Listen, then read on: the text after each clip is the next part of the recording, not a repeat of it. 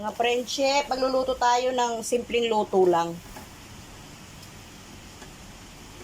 Ganyan lang. Yan, ganyan-ganyan. Pakulong tubig.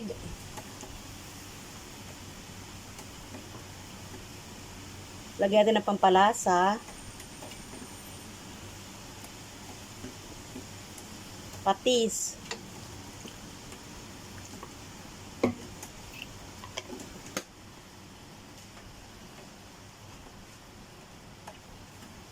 Tapos pechay.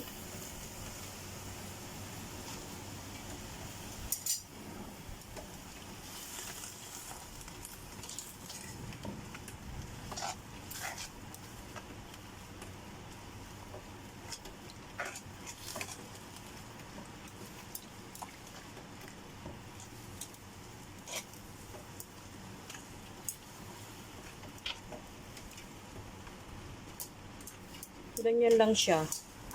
Lutong Bisaya. Tapos ang ating isda. Yan ay buraw.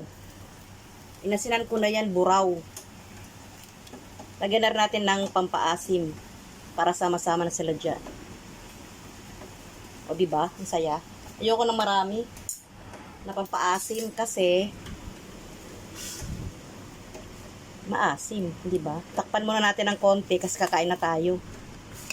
Yan lang yan, isang piraso. Binili ko kayo na sa palengke. Kayo guys, ano ulam nyo?